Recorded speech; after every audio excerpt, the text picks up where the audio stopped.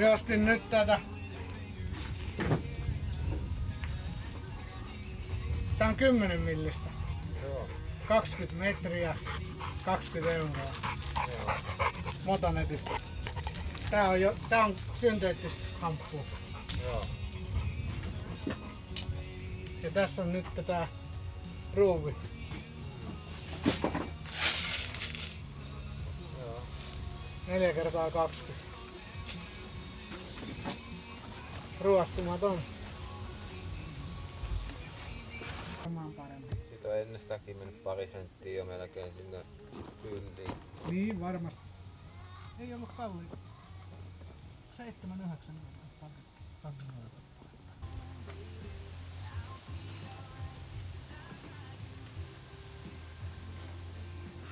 Mut se oli ihan kiva kuitenkin. Niin.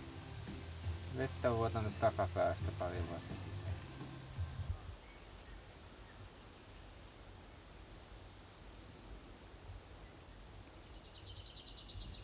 Saatana kun meni taas putyyli niin perkeleesti liikaa, saatana. Pursua kuin mikäkin.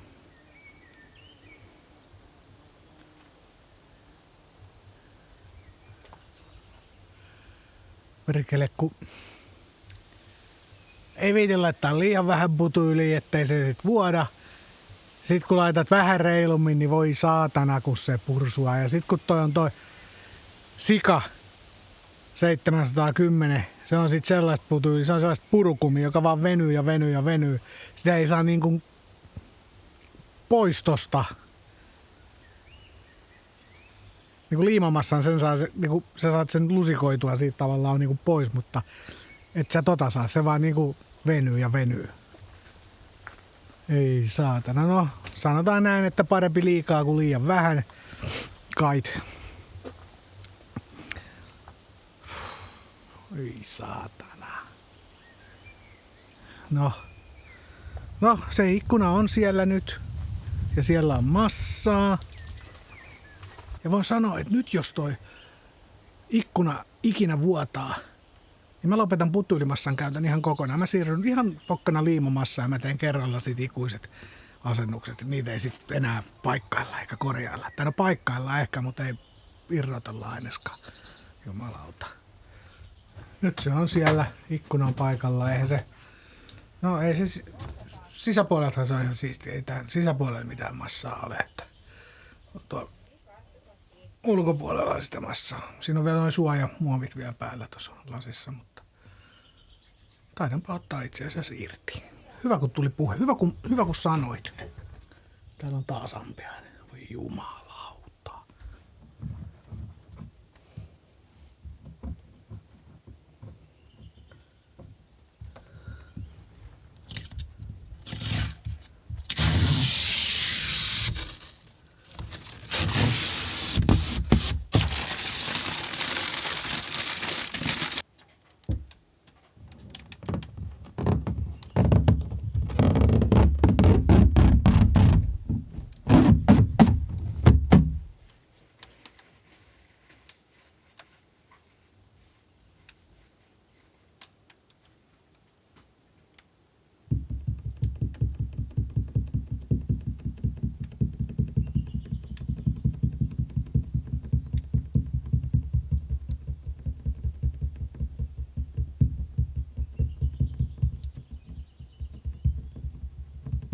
Onhan se nyt kirkas. Nythän se on niin kirkas, että näyttää, että ei siinä ole lasi ollenkaan. Onhan se kyllä uusikin, että pitää sen kirkas ollakin. Tosiaan polykarbonaattilevy. Toi maksoi ton kokoinen niin 35 €. Kokoonsa leikattuna. Itse sitten vedin rälläkällä muotoon sen, eli kulmat pyöreäksi. 35 €. 5 millinen vai 4 millinen. Taisi olla 4 millinen paksuus. Joo, se on hyvä. Nyt odotellaan Temusta vielä verhot. Sitten kun mä mietin sitä, että kuinka lerppu siitä tulee, kun se oli tälleen irrallaan olevaan, niin tosi lerppu. Mutta ei se kyllä nyt, kun se on tuossa paikallaan, niin en olisi uskonut, että siitä noin jämäkkä tulee. Tuli tosi jämäkkä kyllä, että ei ole lerppu yhtään. Et silleen. Ja tänään ostin Motonetista hamppuköyttä, tai tää on Polyhemp. Tää myytiin jollain Historic Hemp nimellä. Hamppuköysi 10 milliä paksu, 20 metriä, 20 €. Eli euron per metri, 10 milliä paksu, ihan sopivan paksua. Olisi toki saanut olla pikkusen paksumpaakin, sellainen 15 millinen olisi optimaalinen. Mutta toi 10 millinenkin meni, hintaero oli aika iso sitten, niin toi 10 millinen 20 €, niin se oli ihan jees. Ja on se niinku tarpeeksi iso paksua. Menee varmaan, en tiedä, ei riitä varmaan toi 20 metriä, en tiedä. Saa nähdä. Ei välttämättä kyllä riitä, että. Mutta joo, sitä sitten kuumaliimalla ympäriinsä tänne näin. Tuonne menee. Alkoviin menee tonne pyöreeseen kärkikohtaan menee ja sitten ton etuikkunan ympärille myös vetäsen koristelistat ja saanut nähdä sit mihin kaikkialle tulee vedeltyä. Mä tykkään tosta köysikoristeesta kyllä. Mitäs muuta mä ostin? Niin mä ostin Puuilosta löytyi ruostumattomia torkskannalla, uppokannalla olevia ruuveja tohon ulkokattosaumojen uudelleen kiinnitystä varten. Sitten kun mä repäsen noin irti ja laitan uudet putyylit ja ruuvit. 4x20 millinen ruuvi. Se on sopiva. Se on, alkuperään oli 3,5 milliä vai 3 milliä. Se on 4 millinen. Niin se on sopiva, hyvä. Ja 20 milliä pitkä, niin riittää sitten. Alkuperä oli 25 milliä pitkä. Niin nyt tulee pikkusen lyhyempi, mutta pikkusen paksumpi. Sieltä kun jää se kumitiiviste pois välistä, niin se paksuus on aivan hyvä. Ja ylipitkihän ne oli muutenkin, ettei siinä mitään. Ja ostin myös Vyrtin butyylimassaa. Se on vain 4 € purkki. Sitä ostin sen takia, että päätin, että mä laitan sen butyylinauhan alle ohuen soidon Vyrtin halpaa butyylimassaa ensin ja sen päälle mä laitan butyylinauhan. Näin mä voin varmistua, että siellä on varmasti joka paikassa butyylit hyvin.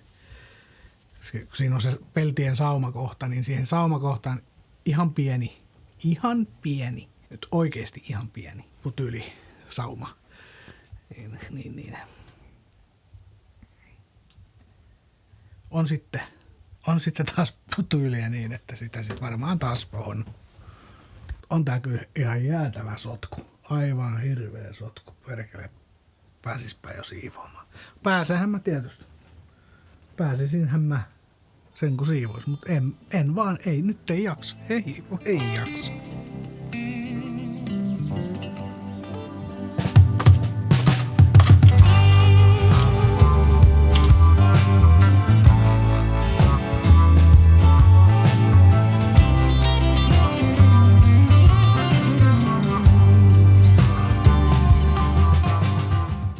Huomenta arvoisat katsojat. Tänään on jälleen uusi päivä. Uusi Hymerin korjauspäivä. Ja kuuntelen nyt ihan älytön ampiaisen pärinä. No siinä. Siellä pyörii taas ampiaiset kuolemaansa uhmaten. Mutta tänään, tämän päivän videolla ja tämän päivän projektina mä ruuvailen noin Alkovin tai siis kattolistat. Mä oon just herännyt, niin mulla ei nyt aivot toimi, että sori siitä, en voi aivoilleni minkään. Mutta irrotetaan kaikki. Ainakin tämän puolen siis. Tavoite on nyt tämän puolen kattolistat irrottaa. Kulmalistat tuolta ja putsata ne tärpätillä ja rapsutella massat pois. Ja sitten laittaa uudet massat uusilla ruuveilla. Tässä tosiaan on ruostumaton 4x20 ruuvi, torksi päällä, hyviä ruuveja. Puuilosta 200 kappaletta 7,90 rasiassa. Tämmöisessä rasiassa. Vyrt.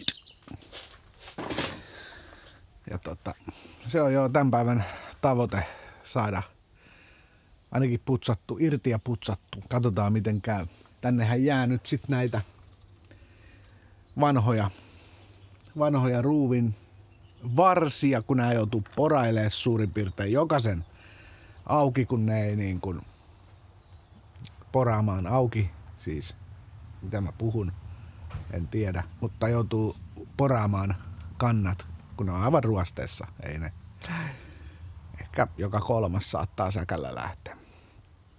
Niin näitä pitää sitten tongeilla, ruuvailla ja kaivella irti. Ja Niilo tuli morjestaan.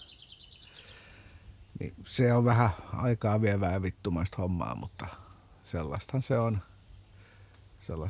Niin ei siinä ruvetaan hommiin.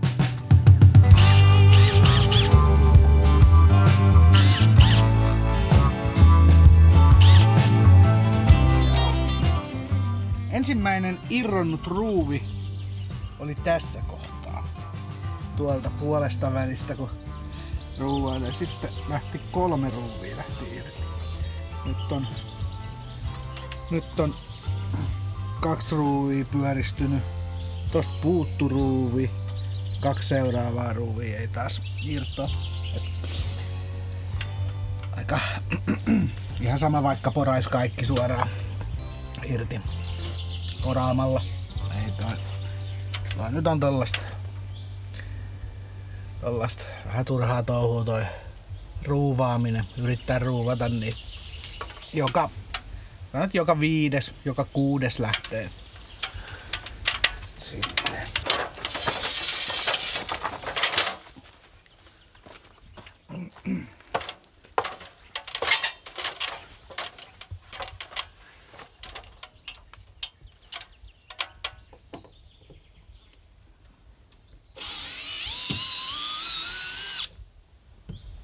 Lähti.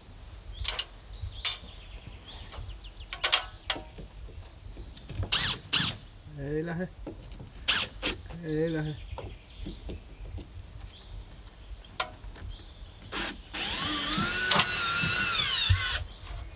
Lähti.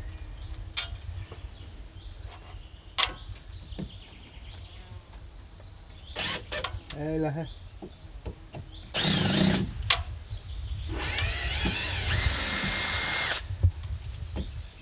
Lähti. Lähti.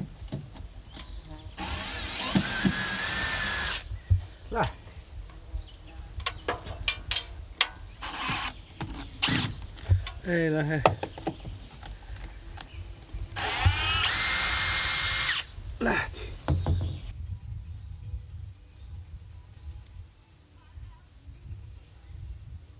Joo, hermo menee. Ei, ruuvit ei aukee, ne on niin ruosteessa, mut sit kuitenkaan mikään poranterä niihin ei niinku pure. Vittu, että vituttaa. Mä ajattelin, että mä kokeilen semmoista, mikä sellainen käänteis mikä se on, mä en tiedä sen nimeä, mutta sellainen, mikä avaa ruuvia, tai siis poraa niinku väärään suuntaan. Jos se sellainen vaikka avaisi niitä ruuveja samalla, kun se yrittää porata sitä kantaa pois, niin jokunen ruuvi saattaisi ehkä lähteä aukeamaan samalla, kun sitä yrittää porata sitä kantaa pois. Tämmönen suunnitelma.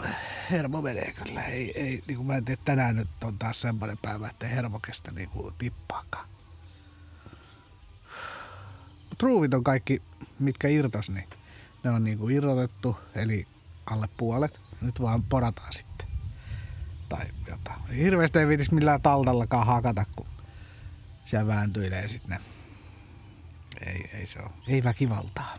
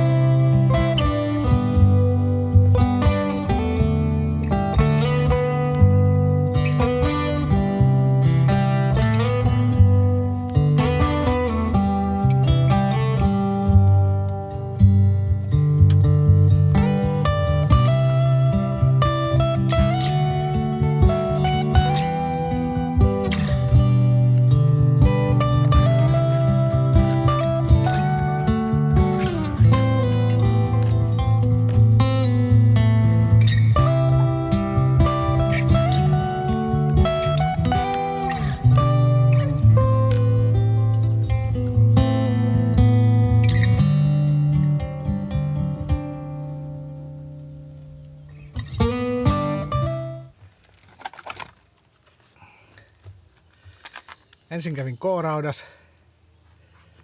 Ostin tällaisia Boschin jotain kaksipäisiä ruuvinkärkiä. 10 kappaletta, eli 20 ruuvinkärkeä. Piti olla helvetin hyvä ja kyllä näillä lähtee. Myyjät sanoo, voi vittu. 30 maksoi saatana sekin paska. Tulin kokeilemaan, ei muuta kuin Lahteen. Pakko ajaa 70 kilometriä Lahteen suuntaansa. Kärkkäiseltä ruuvin poistaja.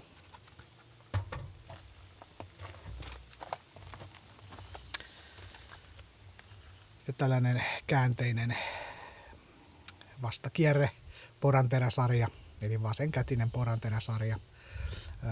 Kobalttia 5%. Eli kobolttia 5%, eli pitäisi olla kovaa, vissiin kovinta mitä nyt löytyy. Sitten yksi Makitan perinteinen kobolttia sisältävä myöskin. Sekä sitten tämä perinteinen Magnumi koboltti terä. Ja jos ei näillä lähde, niin me poltan koko paska.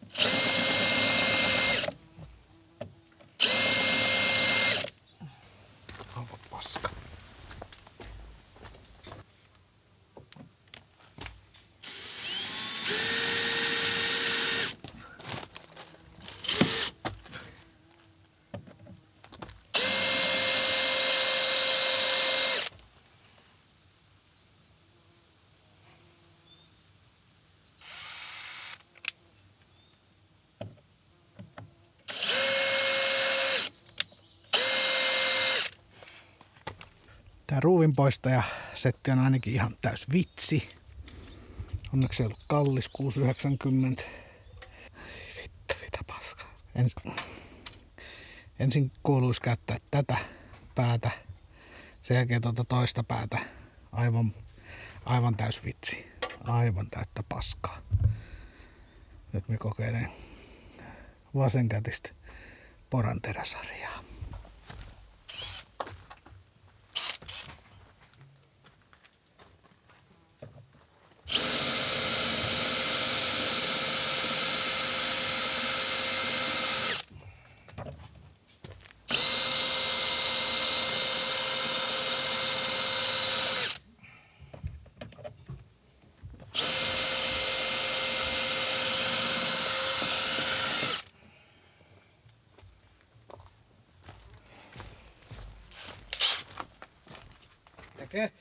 Se menee aina kaikki noin siihen samaan kohtaan, että se niinku puree sen kannan periaatteessa pois ja tekee sellaisen kartion sinne ja sit se jää niinku siihen.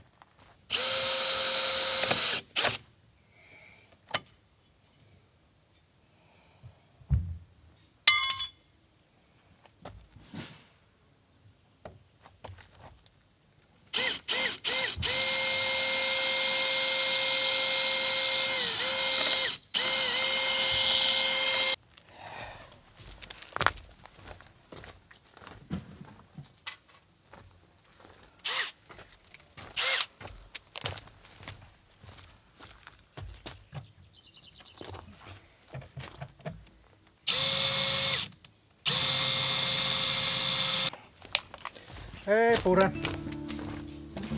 No nyt se löytyy se oikea tekniikka. Eli Dremelillä ensin viilto ruuvin kantaan. Ja sen jälkeen toltta pääruuvimeisselillä ruuvi pois. Näin.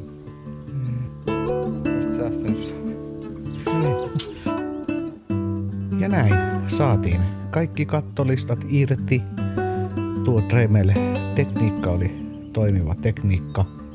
Listat lähti kivasti ja jäljelle jäi putyylimassat ja nythän oli sitten vuorossa vaan enää vanhojen putyylimassojen irroittelu. Siinä menikin loppuilta rattoisasti.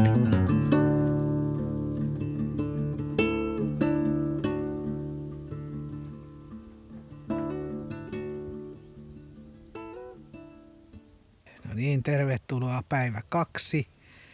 Tässä on pari tuntia hommia rehkitty. Kuskin puolen kulmalistaa, kattolistaa, kulmalistaa, mikä menee ympäri auton. Sitä eilen sain sen irti molemmilta puolilta tosiaan ja nyt sitten tänään on putsaillut siitä putyylimassoja pois. Ne oli sellaista kuivunutta putyylimassaa, ei semmoista venyvää, vaan semmoista kuivunutta, rapistuvaa, paloina irti lähtevää.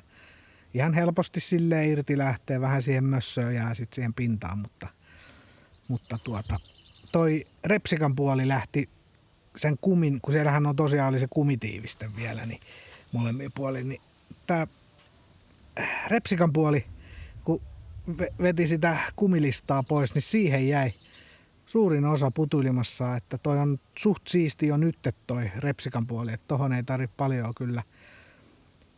No tarvii, mutta ei niin paljon läheskään kuin tohon kuskin puolelle. Siinä piti koko matkaat käydä läpi.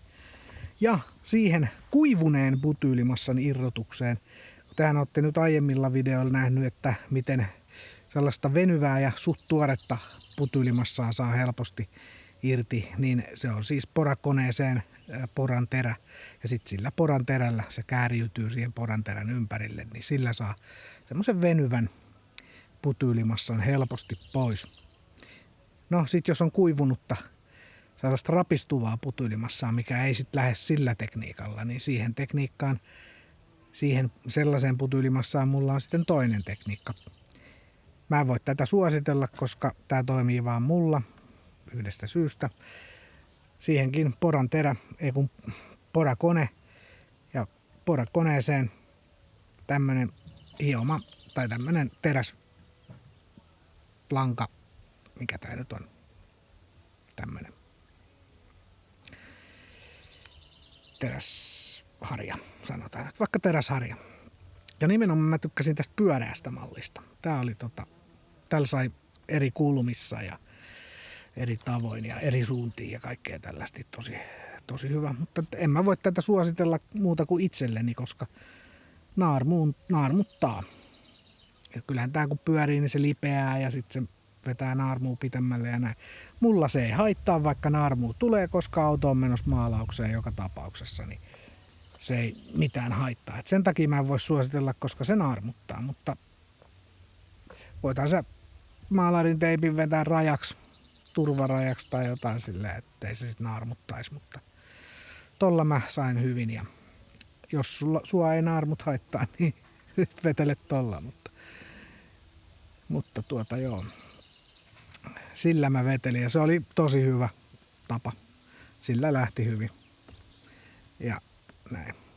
Nyt on enää jäljellä sitten tärpättiä mikrokuituliinaan ja sillä käydään sitten putsataan vielä noin läpi ja sitten alkaa. Tänään laitan ton putuilit ja putuilinauhat tonne kuskin puolelle kokonaan, se on tavoite ja listat paikalleen ja näin.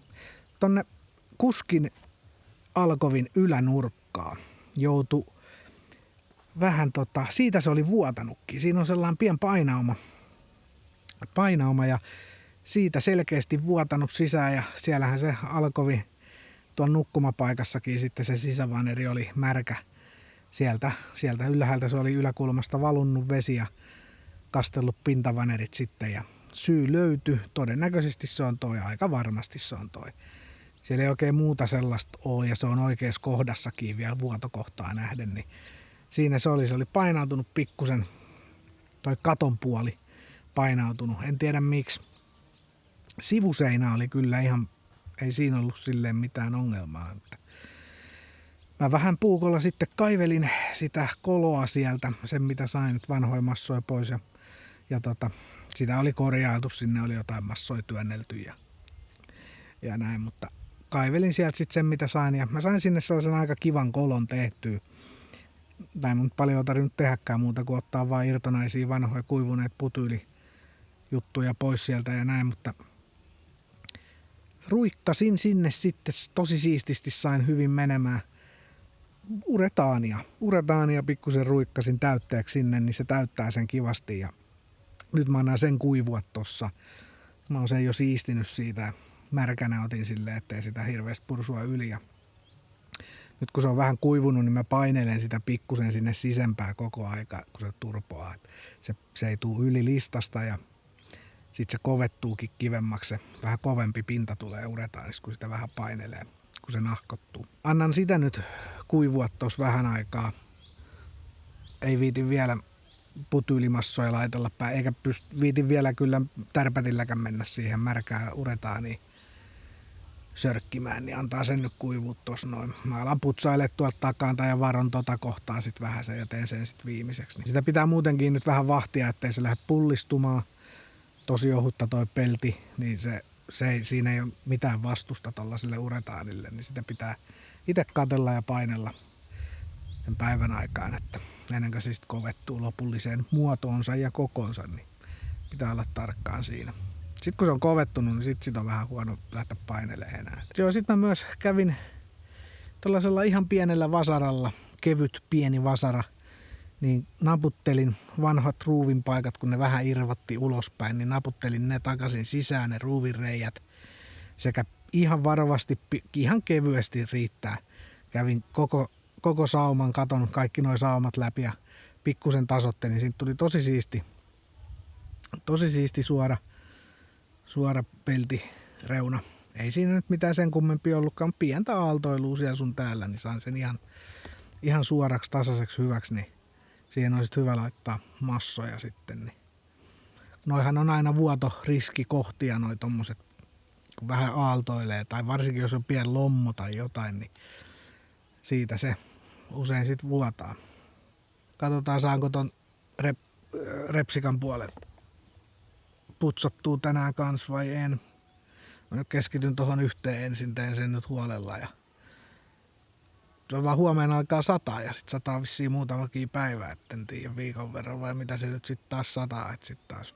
Se on vähän huono, se on kyllä vähän huono siinä mielessä, että no on mulla tos nyt pressu, mutta olisihan se kiva saada massat ja listat paikalleen.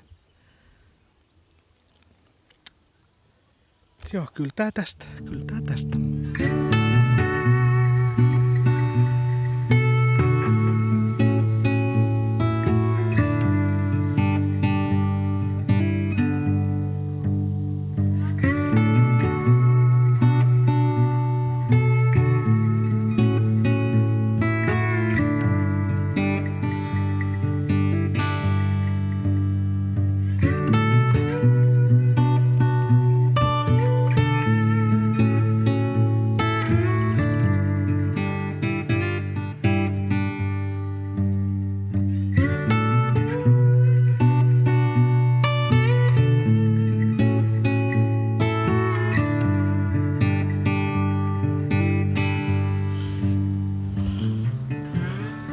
Voi sanoa, että putyyliteippi on paskin keksintö ikinä. Aivan hirveetä paskaa. Kaikista niinku paskinta paskaa, mitä on ikinä varmaan käyttänyt. Ensinnäkin se rullaa kun levitti. Siellä oli ne putyylinauhat liimaantunut toisiinsa kiinni ja sitten kun yritti avata sit rullaa, niin se venyi se putyyli sieltä. Sitten kun sä sait sen tohon, ihan kivastihan se sinänsä menee siihen tulee kiva taitto ja näin. Sitten kun yrittää irrottaa sit paperia, eihän se paperi lähde siitä mihinkään. Se putyyliteippi lähtee siitä auton pinnasta ennemmin irti, kun se saatanan tarra lähtee siitä putyylistä irti. Sitten se repeytyy siitä silleen, että sinne jää sellaisia pieniä valkoisia tarranpalasia. No lähden nyt noukkimaan niitä sit irti sieltä. Ei tuu mitään. Aivan vihon viimeistä touhuu. Se ei lähde mitenkään se tarra siitä irti. Sitten nuo nurkat menee ihan päin persettä, se taitto ei mene ollenkaan hyvin. Sitten niin sisätaitto ei mene hyvin, sitten tuo ulkotaitto, sinne tulee tollasia niin uria aivan perseestä. Tuo on aivan perseestä, ihan täyttä paskaa toi putyylinauha. Älkää ikinä käyttäkää, ostako putyylinauhaa. Kaikki myyjätkin voi lopettaa sen myynnin, niin ei me asiakkaiden rahat Kankkulan hevon kaivoa, saatana. Kyllä kyrpii nyt taas niin saatanasti. Se on nyt puoli päivää putsattu vanhoin putyylein, niin nyt putsaillaan sit uusia putyyleitä helvettiin tuolta. Voi vittu, että vituttaa. Mä alan nyt putsaamaan noita uusia vanhoja paskoja tuolta pois ja pyyhkimään niitä nyt sitten helvettiin tuolta. Vittu mitä paskaa. Mä laitan sikaputyyliin sinne, ei voi minkään. Sitä vaan pursottaa taas niin saatanasti sinne. Että hetken jo mietin, että mä vähän koriliimaa, että loppuu tää vitun pelleily.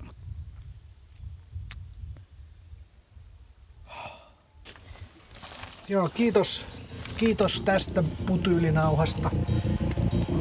Tuli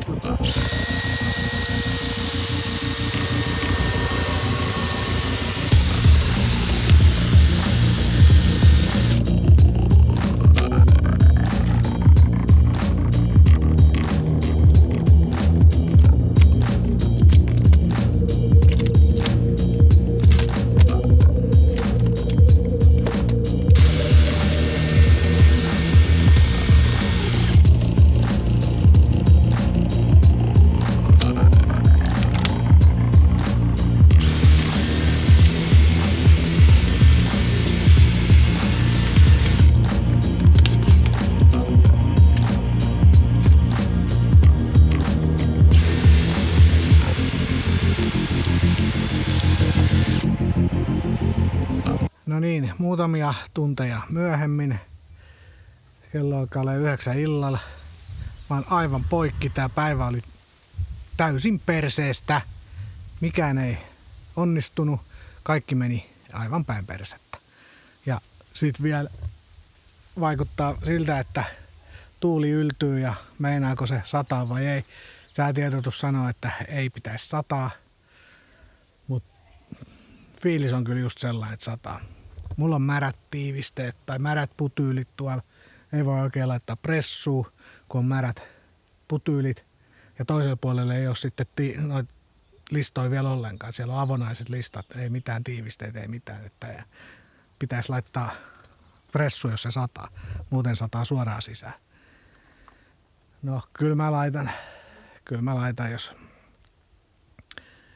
jos meinaa sataa, niin kyllä mä nyt tässä pääkkäin, että laitanko mä pressun vai ei.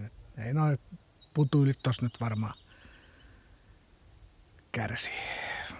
kärsii tai ei. Mut joo, aivan perseelleen meni hommat tänään.